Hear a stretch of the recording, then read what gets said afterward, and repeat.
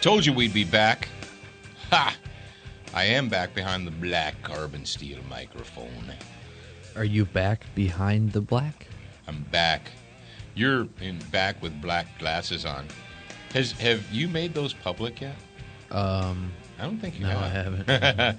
Jared has new glasses. All right, how many of you watched the movie Major League way back when, back in the late 80s?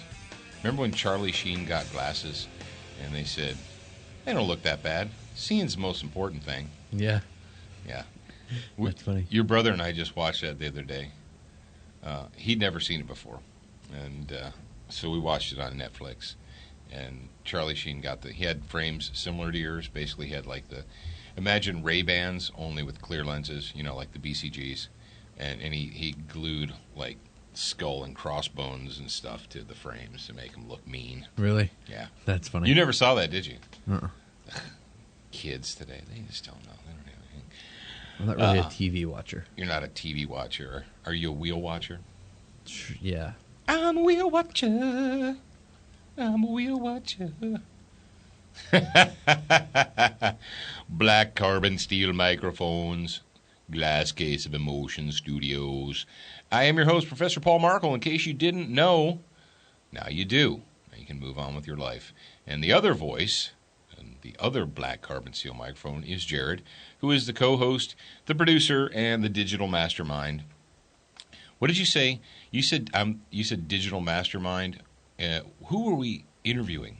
We were interviewing someone, and you said something about digital mastermind. And just as you said that, it went nerd.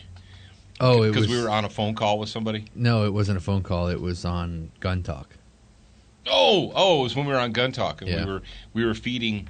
We were feeding out the show from our studio via the internet to the studio in Ohio, who was feeding it to New York to the satellite.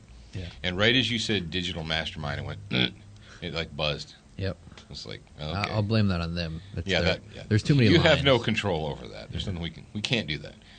Yeah, too many moving parts. But anyway, we are in the Glass Case of Emotion Studios, which is located at Student of the Gun University on the sunny Gulf Coast of Biloxi, Mississippi. And your mom and I, Jared, we were at the beautiful, it's just a stunningly beautiful Beau Rivage Hotel and Casino a couple of nights ago. And I said to her, I said, Biloxi is like a mini Vegas without all the vagrants and slap card people molesting you constantly. If you've ever been to Vegas, how many of you have been to Vegas? Raise your hand. Okay, you have. And tried to walk down Las Vegas Boulevard, and you can't go 100 feet without being molested by some kind of an illegal invader or some kind of a smelly bum. Somebody dressed in a filthy Garfield costume or a filthy Bart Simpson costume that reeks of like urine and stale beer and body odor. They're like, hey, would you like to take your picture with me? No, I would like to set you on fire. That's what I would like to do, in case you're wondering. And no, slap card. And those of you who don't know what the slap cards are, you're like, what is he talking about, slap cards? I hate this. Sorry. And, yeah, once you say no to the first four, the fifth one in line, it's like, are you kidding me? I told the last four people no. Why would you think I would take the stupid card from you? I don't understand that. I don't understand it at all. I don't get it. But Biloxi it's like a mini Las Vegas without, Biloxi's not perfect, but they don't have a bunch of vagrants and smelly, nasty creatures and illegal aliens with the slap cards. You can walk from casino to casino without being molested by street people. So that's a big plus. If you'd like, and I'm kind of doing a Bureau of Tourism here. The Beau Rivage is beautiful. It's an MGM property, and every holiday they decorate the inside, and people travel from all over the place to have their Christmas card photos taken in the Beau Rivage. You know that, Jared. Oh yeah. They've got the giant decorations. They have Christmas tree ornaments. Red and blue and green and so forth, that are like 6 foot across. They've got the like 10-foot tall nutcracker soldiers, toy soldier nutcrackers, and then the trees and all that. It's just beautiful. And so if you are on the Gulf Coast, I would actually highly recommend that you do. And if you ever visit Biloxi, take a moment to go to the Beau Rivage. And it doesn't cost you anything. You're like, I don't gamble. Okay, you don't gamble. There's more to do than gamble. That's just crap. I'm not going to get into that. They're like, I don't go there because they get on their moral high horse. I don't go there because I don't gamble. Do you drink coffee? Do you eat steak and drink wine? What do you do? The Beau Rivage, we call it the jewel of the Gulf Coast because it is beautiful. It's a very beautiful property. It's very, very well kept. It has a gorgeous pool and a pool deck. You know what? The more I think about it, Jared, the more I'm in favor. The Beau Rivage has something over the Hard Rock. Those scumbags at the Hard Rock, even if you're staying at the hotel, if you're a paid guest, if you want to use the workout facility, Jared, did you know that you have to pay an additional fee? Yeah. Yeah. So you're a guest, you're paying X number of dollars for the hotel room, and you go to the gym, which is a crappy little gym anyway. It's got like a couple treadmills, a couple bikes, and some weights or something. And you have to buy a day pass to the spa to use the gym. Really? How about you go fornicate yourself? Or you could go to the Beau Rivage, and the exercise room looks out, has glass walls that overlook the pool, and all of the treadmills face the outer wall, which looks out onto the pool deck, which is really nice. Again, if you think about it, and I didn't mean to get in on this, but how when you go to the pool deck and the exercise room deck, how well lit it is and how bright it is, and it makes you kind of feel. And then you go if you've been to the Hard Rock Spa, it's all dark. Yeah, it's really dark. There's no windows. So on one hand, you have something that's light and inviting and bright, and on the other hand, you have something that's really dark and there's no windows, and they charge you an extra fee. I've always thought that was really super cheap. It's like, really? Yeah. Like, wow. Or you can go to the IP and have them tell you that they're closing it for Lenny Kravitz. Yeah, I was going to say, and pay for a spa day to cut weight, and then show up to cut weight and say, "Oh, I'm closing this for Lenny Kravitz. We're closing it so Mr. Kravitz can have private time." I hope that he goes in the co-ed room. Well, if I can't go in there, then you shouldn't be able to go in there either. So why do you hope he goes in the co-ed room?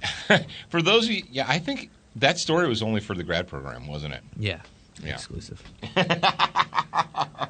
If you don't know about Lenny Kravitz and the Orange, you missed out. Is that actually in the show title? So if somebody goes in the grad program and searches that, can they search that? Lenny Kravitz and the Orange?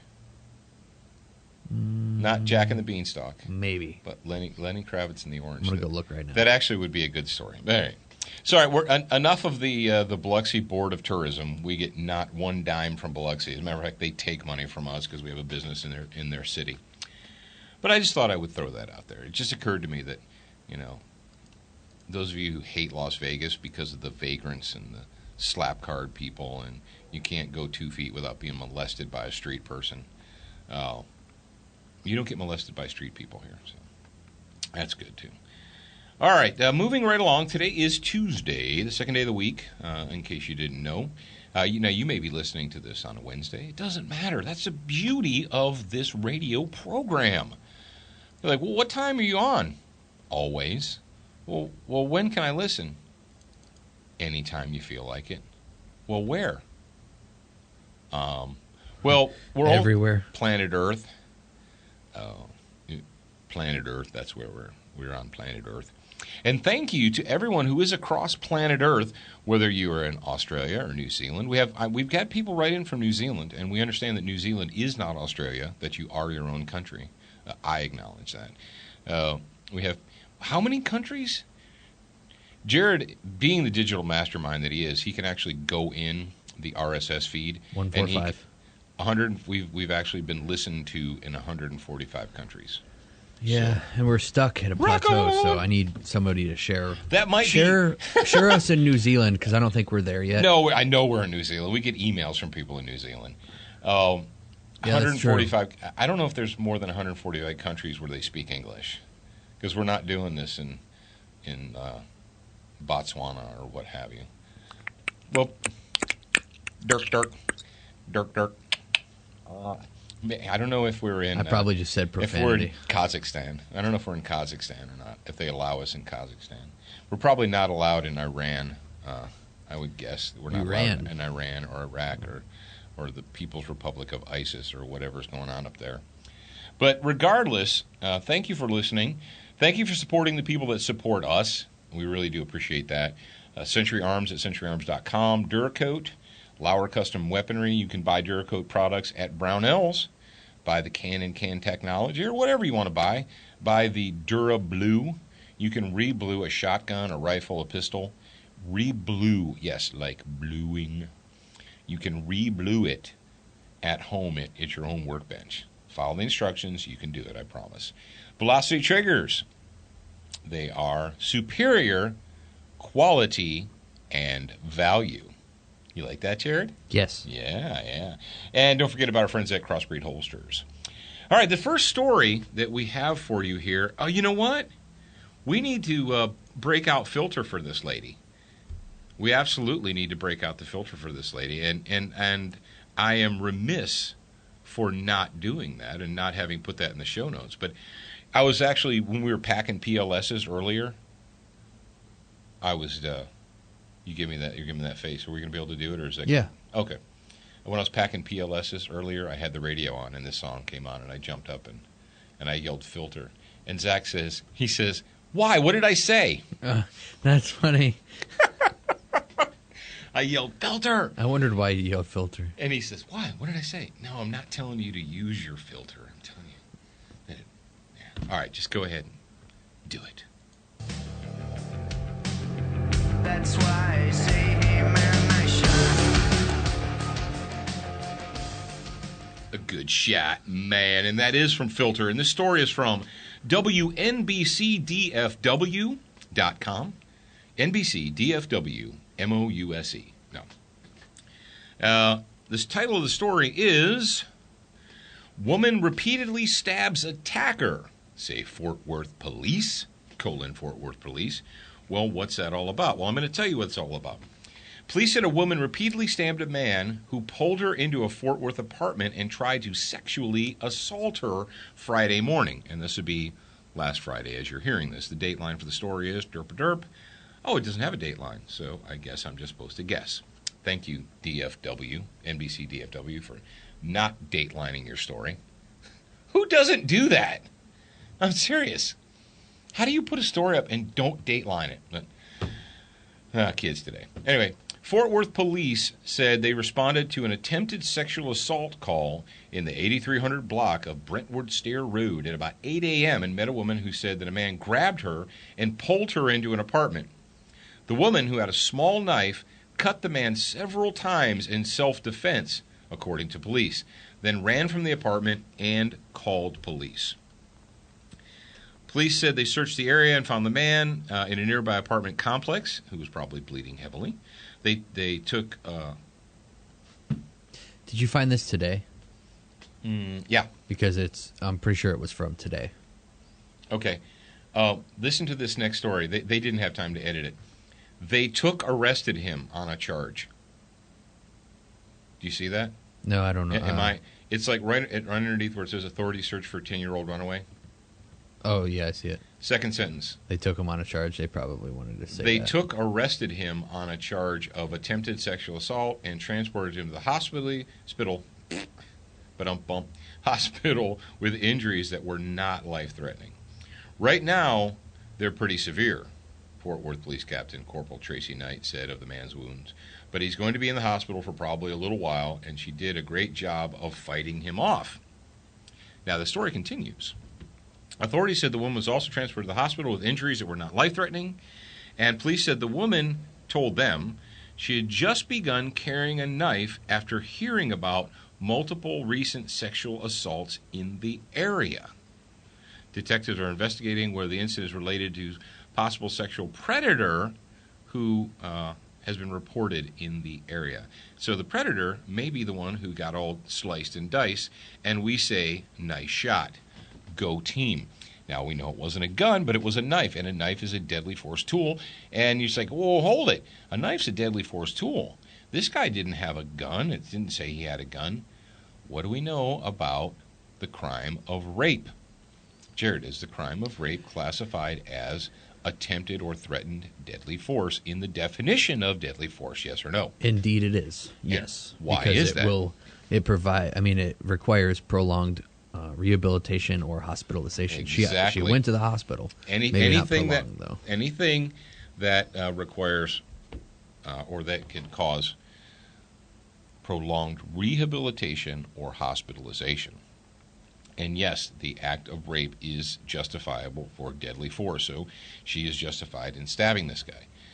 Women, I know women that carry knives, and I've encountered women that carry knives, and some of the knives that they were carrying, they're like, oh, I carry this for self-defense. And I was like, yeah, about that.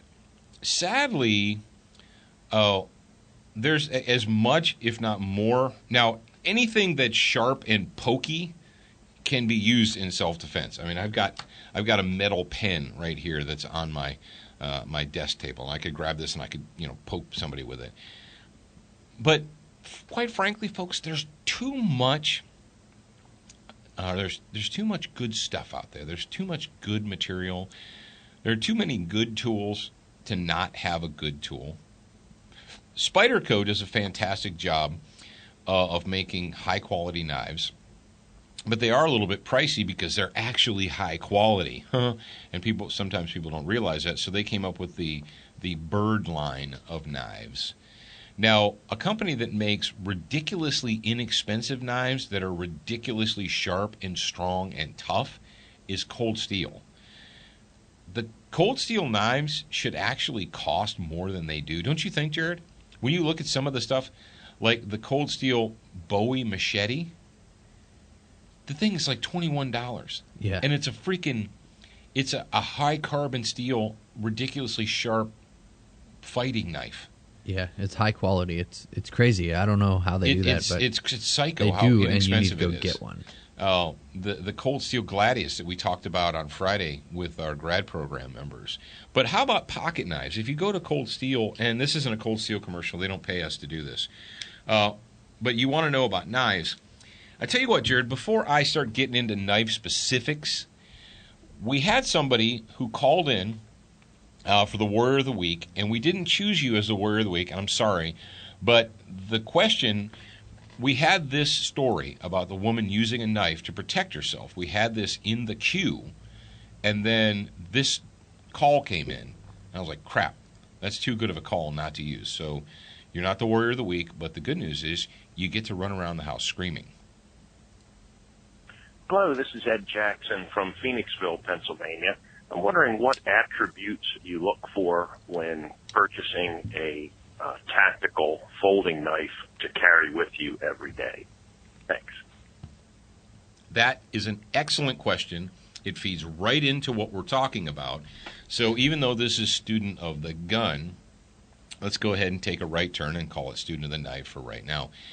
You should carry a firearm. You should carry a firearm. You should carry a knife every day.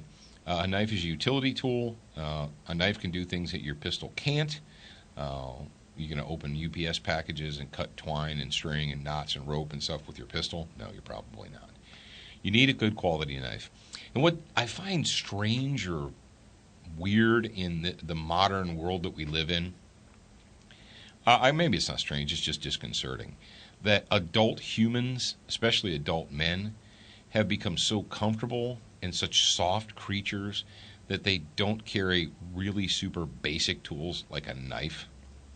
When I was growing up, as soon as I could, I think I got my first folding pocket knife when I was 11, and my mom was just aghast. And my dad's like, he's 11 years old, he can handle a pocket knife. It was essentially a 3-bladed Swiss Army knife. It was one of those ones that had a main blade, and then it had the screwdriver thingy with the bottle opener, and then it had the can opener thingy that you pretty much never used, but it was there. That was my first pocket knife. I carried that around all the time. And from that point forward, I always had something on me. I always had a knife on me. And there, Jared, did I tell you about you probably don't know this, but I'll go ahead and throw it out there. When I was in 7th or 8th grade, I was changing the locker room, and I pulled my pants out of the locker, and the pocket knife fell out of course, the pocket knife. Yeah, you told me about that. Yeah, it fell out, tink, tink, tink, tink, tink, into the middle of the locker room floor. And it would have been okay if it was just us guys. But, of course, who was standing there? The gym coach, who was also my 7th grade teacher, was standing right there. Yeah. He's like, what's that? I was like, my pocket knife. Why do you have that? It's a pin. Because I'm an American, you freaking communist. No, I didn't tell him that, but... And he confiscated it. And it was a pearl-handled lock blade knife. It was a really nice knife. It was actually a knife that I had borrowed from my dad's Foot Locker. And my dad didn't know that I had borrowed that knife from his Foot Locker and that I was carrying it around with me every day. And then I lost it. So, sorry, Dad. I'm still sorry 30 years later. Okay, it was not 20 years later. It's 35 years? Shut up, Paul. Holy cow. All right, if I was 13 then, and I'm whatever, that's like 3 decades ago. I guess I owe my dad a knife, don't I? But I digress. I can't figure out why adult human men don't carry knives on them. Like just a basic sharp pocket knife every day. It's ridiculous to me. If you're not carrying a knife right now, and all right, stop. You can either look down or reach down. I don't care which one you do. Do a package check. All right, do you have a package or not? If you claim to have a package down there and you're currently not in possession of a knife, if you don't have one on your body right now, you are wrong like dick cancer. And you need to just pause this episode and go get yourself a knife and put it on your body. This is basic stuff. This is like putting on shoes in the morning. I don't even know what to say to you. You get your one pass here. Go fix yourself. Now, when it comes to a knife, now people in California, I know our Cold Steel friends, because they're all disarmed by edict, that they carry out there in California, they carry knives. Like I've known guys who are like, I carry 2 knives. I carry one for fighting and one for utility, and I never use my fighting knife for utility chores and so forth. It's like, dude, I don't have to carry 2 knives on me. I always have 2 knives. I have one on me, and I have one that's attached to my keys, which is a really cool knife. Dude, Jared, do you think Fox Knives still makes those? I don't know. Because those are the fashizzle. FKU, right? Yeah. I'm going to look that up right now. I'm going to give you guys a super cool piece of advice right here. If you always want, I started carrying a Spyderco clip at one of their original Delicas with a plastic clip, like way back, like the first model of Delica. I was carrying that, and a friend of mine, I can't remember who it was now, I saw that he had attached a small folding knife to his key ring, and I thought, man, that's pretty cool. That way there's always a knife there because you always have your keys, right? So you'll never not have it. And so when I got my first Delica, I thought, oh man, it's lightweight. It's easy to carry. And I'm looking, and you know what, Jared? I pretty much don't recognize any of this stuff. Yeah. Are you there? No. Oh. I don't want to go to... I got too much stuff open. Yeah, I got you. Yeah, that's sad. That's really too bad. Because, I've got a little knife. Yeah, maybe somebody should make one of those. It's got like a little carbiner clip that you just clip to your key ring, but you can take it off real easy. It's super lightweight. It's a sharp blade, and it's always there. So I always have, even if I forget to put a pocket knife in my pocket, I grab my keys and it's there. Let's talk about folding pocket knives. In modern America, there is no reason for you not to be equipped with a high-quality folding knife. Asterisk, do not buy your folding knife from Walmart. Well, okay, there's some in Walmart you can get. I was at Walmart this morning because I had to get It doesn't matter what I had to get. I had to get coffee and bleach. I had to get coffee and bleach. We're not going to mix them together. We're going to keep them separately, but I had to get both items. So I went and got coffee and bleach. And I saw that they do this every year around Christmas time. They put up these what to buy your dad displays or what to buy your husband displays, because let's face it, wives and daughters and so forth, they go to Walmart and they're like, I don't know what to get my dad. My dad's so hard to shop for. And they walk into the sporting goods area, and what do they see? Well, this big cardboard display with pocket knives. They're like, oh, I'll get my dad a pocket knife. Have you seen the Ozark knives, Jared? No. Yeah. Yes. The three, they're Ozark knives. Where do they get that from? Walmart is from where? Arkansas. The Ozarks. Yeah. Arkansas. Yeah. $3.87. That'll last you a while.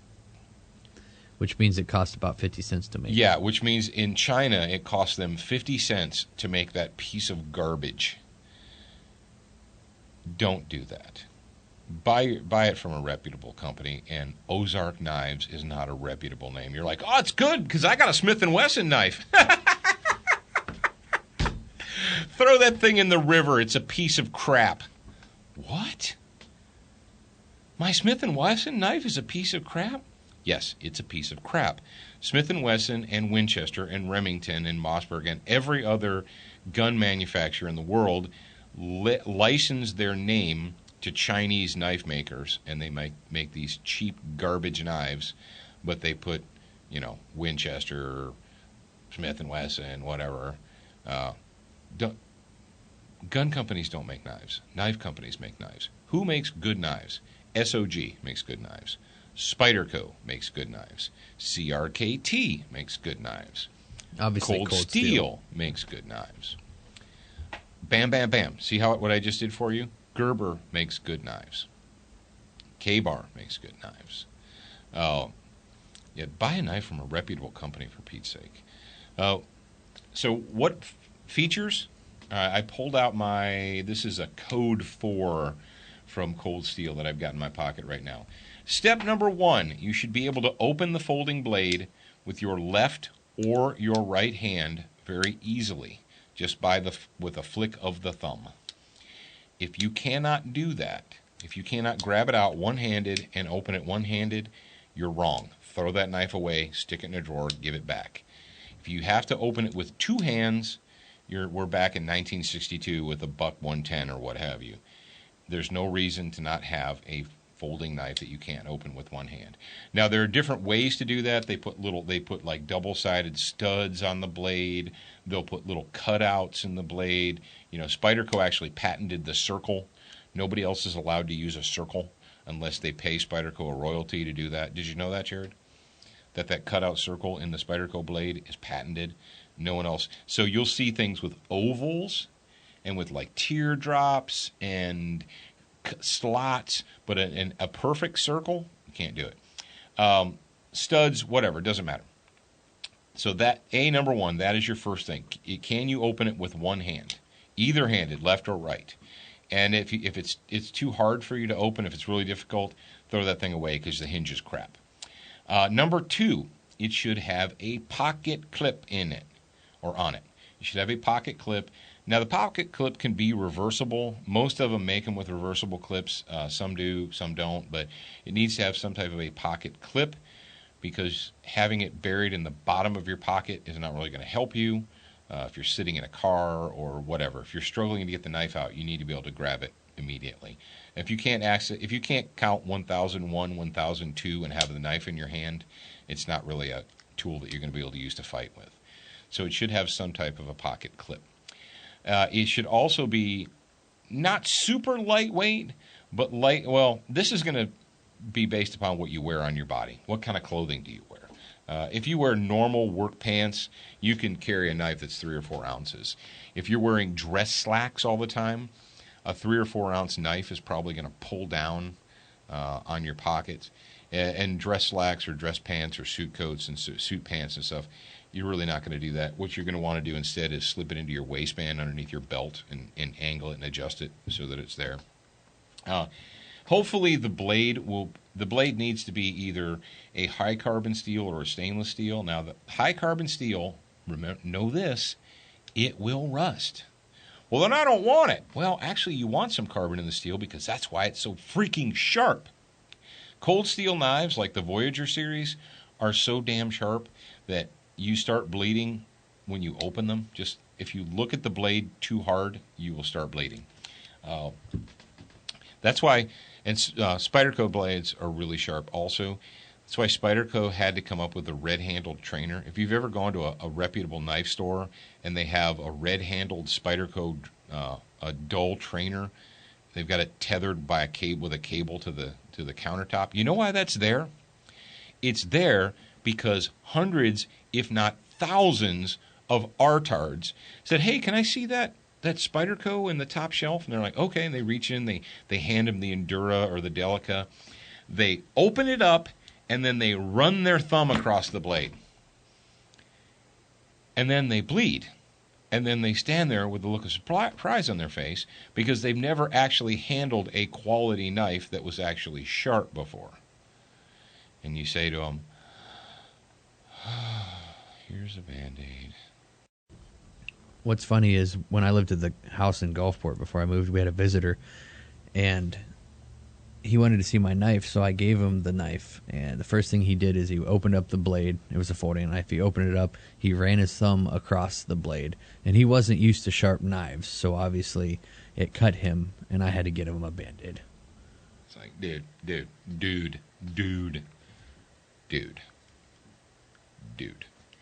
So, what kind of handle do you want? What do you want? Black? Do you want stainless steel? Do you want G10? Do you want polymer? I don't know, and I don't care. The most important thing is that you can open the knife with either your left hand or your right hand single-handedly, that it has a pocket clip on it, and that it has a sharp blade. Now, serrated, smooth, 50-50. 50-50 seems to be like the happy medium.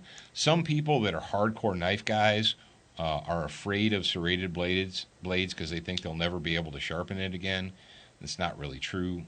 You just need to know what you're doing.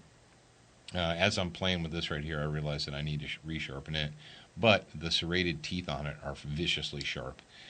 When it comes to, and we really don't have time to get into it, but you say, okay, so I've got this knife, and that's cool. How do I use it?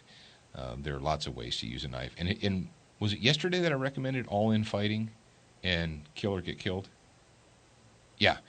Two books that you can get from Amazon, All In Fighting by William E. Fairbairn and Kill or Get Killed by Rex Applegate, have some serious considerations on using a blade in Mortal Kombat. Check those out. We actually have a class. I developed a class about 8 years ago, 2006, 7, something like that. 2007, yeah. Called Mobility Kill, using a knife for self-defense. And the reason that I brought this up is because I had a woman come to a class. She was doing the basic, fitness. And she said, "Oh, I have this knife." And I was like, "Oh, cool, let me see." And it had a clip, and it had some kind of a thumb thing or whatever. It was so hard to get. I could not open it with one hand. I had to take both hands and open the knife. And I think it was a Smith & Wesson labeled knife. And I told her, I said, this is garbage. You need to get rid of this. I said, "Do you carry this for self-defense?" "Oh, yeah." I said, in a panic crisis situation, you will never get this knife blade open to use. And what you're paying for, you're like, well, what's wrong with a $3.87 knife? Nothing if you're going to stab somebody to death once and throw it in the dumpster so that the cops can't find it. But if you actually want one that you're going to carry and keep with you, what you're primarily paying for, the number one thing you're paying for is the knife steel, is the blade steel. And there's no possible way that a $3.87 knife could have any type of value. If you should pay at least $30, $40, $50 for a knife. If you're paying less than $30, it's a piece of crap, and it's going to rust. It's a piece of crap, and it's going to break the first time you use it. Actually, dull knives are the most dangerous because you have to put all that muscle tension. You guys know that, right? The most dangerous knife is actually a dull knife because you end up hacking and shoving and cutting, and that's how people injure themselves. I've got one more thing to talk about. This is kind of ridiculous, but it goes into our. Are we going to teach our children, or are we going to come up with? Well, here in the United States of America, what do we like to do? Rather than apply ourselves, rather than think, rather than dedicate ourselves to training, what do we do, Jared? We invent a way to make it easier or harder to accomplish the task. We come up with a gadget. Yeah. We try and purchase our way around training. Well, I don't want to train, and I don't want to take the time to educate my kids because, well, crap, that would require effort. And I got stuff to do. I got fantasy football to do, man. I can't take the time to train my kids. So what I'm going to do is I'm going to go and I'm going to spend $200 on an electronic gadget to attach to my gun so that my kids can't access it. Oh, this story comes to us from I didn't even know that the website was called this. PopSci.com. Yeah, Popular Science. Popular Science, but it's abbreviated. PopSci.com. And the title of the story is New gun safety accessory keeps pistols from firing in the wrong hands. At $199, the Guardian is a small price to pay to stop kids from misusing guns, says Kelsey D. Atherton. And this was posted, as you hear this, it was a couple days ago. It doesn't really matter. The Guardian prototype on a Glock. There are times when a gun shouldn't fire in the hands of a toddler, say, or really in the hands of anyone except its legal owner.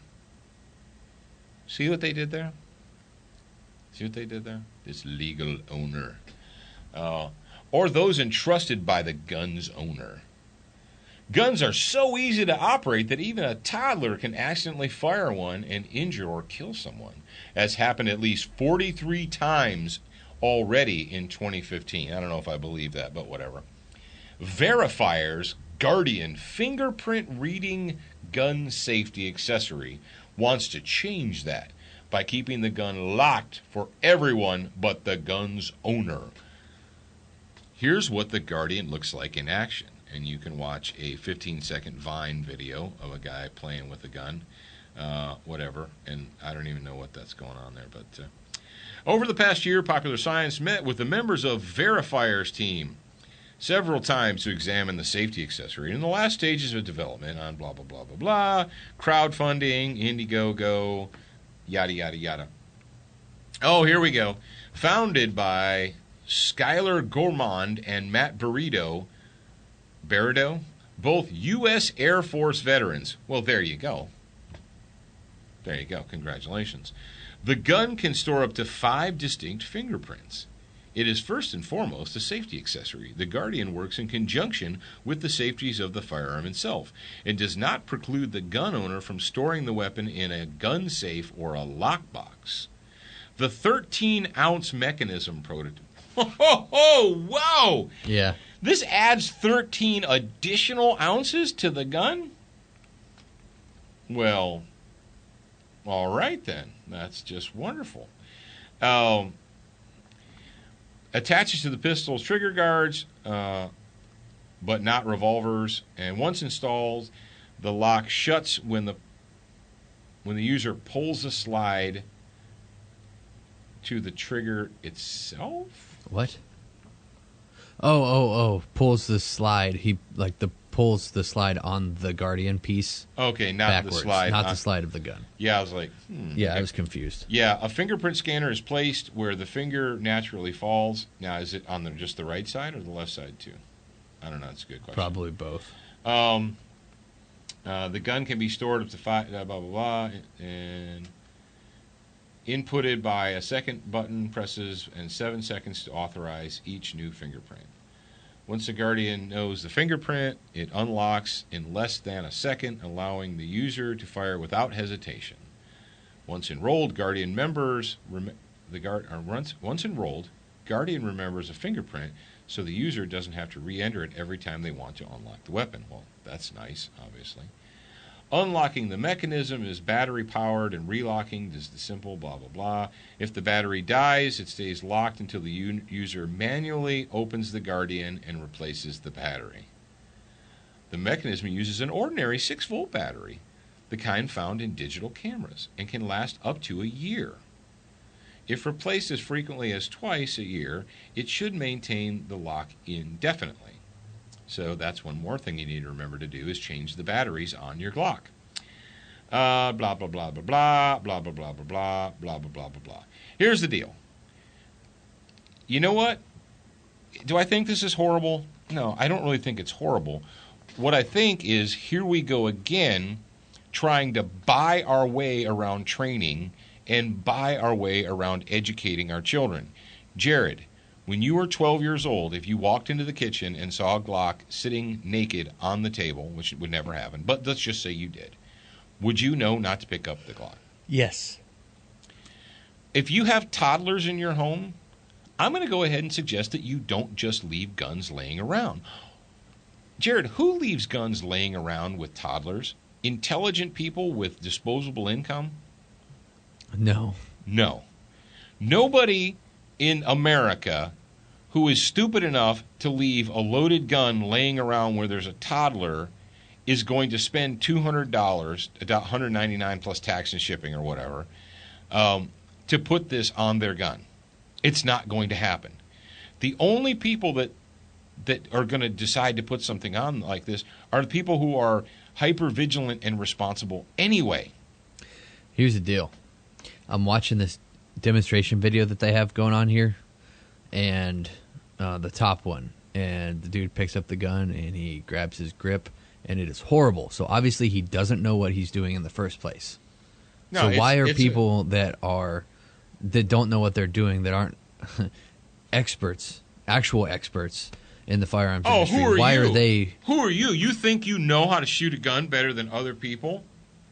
$100 says I can hit the target every single time, and this dude probably would have a worse group than me. No, but that doesn't. Yeah, but here's how they try it. It says even the NRA is tentatively on board.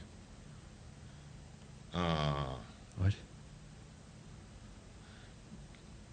Whatever.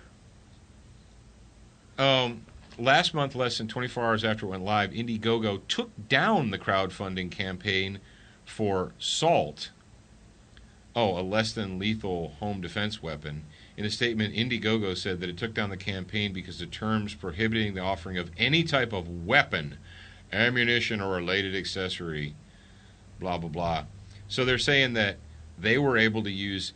All right, first of all, is this story telling me that they were able to get around the Indiegogo rules because this is a safety device and not a gun? I don't know. I don't know, but if Indiegogo is expressly anti-gun, an anti-gun accessory, then why would you use them? Why would you use them to make a gun thing? Why would two Air Force veterans use Indiegogo if Indiegogo is publicly anti-gun? I don't know. Well, because there's no other service that does the same thing Indiegogo does. Oh, that's right. Oh, that's right. There is. Oh, well. Doesn't matter. Here's the deal. Train your children. Teach them, educate them, give them something to grow on. Like I said, I don't hate this idea. I don't think it's terrible. I think it's probably nonsense, but I would rather have my children educated, because if you buy this for your gun, well, I'm not going to teach my kids about guns. I'm not going to even address it because my gun has the Guardian on it. You could get, and you could purchase an entire gun almost for that. Well, $300, $60 more, and you can get an entire gun. Yeah, that's true. No, it's not $300. Oh, yeah, $299. Oh, the retail price will be $299. During the crowdfunding campaign, it'll be $199 as a pre-launch. Okay. So when it comes out, it's going to be $2.99. That first paragraph was kind of deceptive, wasn't it? Yeah. Yeah, it's kind of a lie. So yeah, for $300, you could add another 50 and you get a TP9 essay. Yeah. Here's the deal, though. What happens when your kid encounters a gun that isn't your gun and doesn't have the Guardian on it? Because certainly everyone in America is going to buy these and they're going to install them on their guns, right? Well, they should, right? Yeah. How about you put the education and the training in their brains, and then they'll know what to do regardless of whether this gadget is installed or not. I don't know. I'm just a crazy guy. All right, that's it. Man, Tuesday's episode is over already. I actually went 1 minute past my time. I hope my producer doesn't get angry with me. All right, ladies and gentlemen, children of all ages, thank you for joining us for yet another edition of Student of the Gun Radio. Don't forget to support those people that support us. SWAT Fuel. Use the promo code SOTG2015. And Frog Lube. It's minty, it's green, and you can get it at Brownells, just like Duracoat. So check out Frog Lube at froglube.com. And don't forget, Frog Lube they have a new product called... Nope, not going to do it. Not going to do it? I almost did it. Extreme! One of these times you're going to catch me. Check out the Frog Lube Extreme! Put it on your guns. All right, kids. We'll talk to you tomorrow. If you guys are listening to us on iTunes, then go leave a review. If you're not, still leave a review on whatever platform you're using. Check out studentofthegun.com. That'll branch you out to radio, TV, the blog, everywhere. Go to studentofthegun.com. You can get to the store from there. You can get to the mobile app. You can get to everything. All right. And TV show. You want to watch the TV show? Go to Roku, Amazon Fire. You're going to be able to get it on the website here in the near future. So. Full 30. Yeah, full30.com. Go there. We're on there as well. Peace out, hippies.